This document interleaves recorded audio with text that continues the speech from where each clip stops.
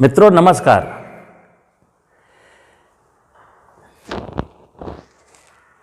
मनुष्य का भूख से सीधा सीधा वास्ता है और भूख का भोजन से, भोजन का कृषि से, कृषि का प्रकृति से।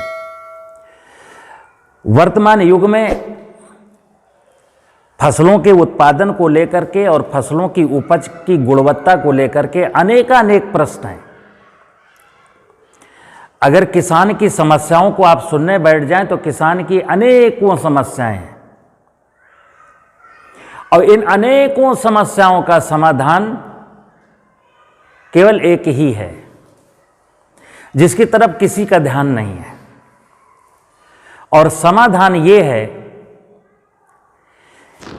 कि भूमि की उर्वरता कैसे बढ़ जाए, यानी भूमि में जीवांश कार्बन की मात्रा को कैसे हम बढ़ा लें, या सरल शब्दों में कहें भूमि में ह्यूमस की मात्रा को कैसे बढ़ा लें।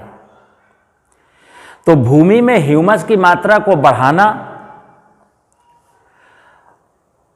और पृथ्वी के ऊपर जो जैव विविधता है, जिसको हम बायोडायवर्सिटी कहते हैं,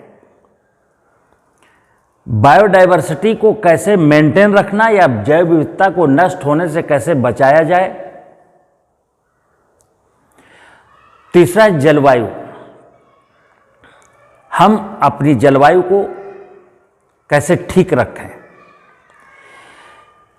दुर्भाग्य से इन तीन विषयों पर कहीं कोई चिंतन नहीं है। खेती को लेकर के, किसानों की समस्याओं को लेकर के, खेती की आय को बढ़ाने को लेकर के, फसलों की उत्पादन लागत को कम करने को लेकर के बहुत सारी योजनाएं हैं, बहुत सारे विषय हैं, पर उन सारी योजनाओं, सारे विषयों में ये तीन चीजें नहीं हैं। भूमि की उर्वरता कैसे बढ़े, जैव विविधता नष्ट होने से कैसे बचे, और हमारी जलवायु बहुत बेहतरीन हो, इस विषय पर न नीतियां सोच पा रही हैं, न वैज्ञानिक सोच पा रहे हैं, न अधिकारी सोच पा रहे हैं, और इसका खामियाजा किसान भुगत रहा है। तो किसान भाइयों से अनुरोध है अथवा उन लोगों से अनुरोध है जो किसानों के हित में सोचते हैं। मित्र, एक ही निवेदन है, हम सब लोग मिलकर के अपनी आने वाली पीढ़ियों के उज्जवल भविष्य के लिए तीन काम सुनिश्चित करेंगे।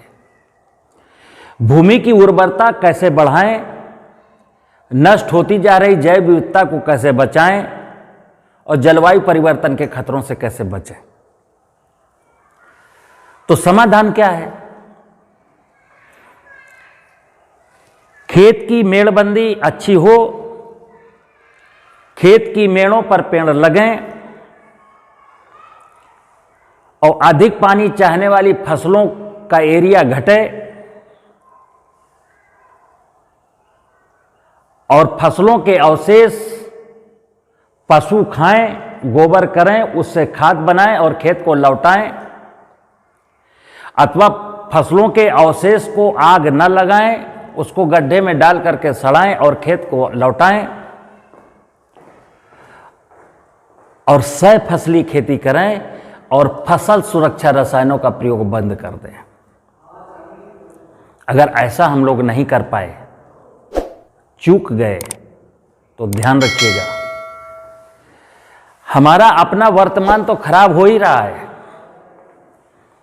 और आने वाली पीढ़ियों का भविष्य हम खतरे में डाल रहे हैं। नमस्कार।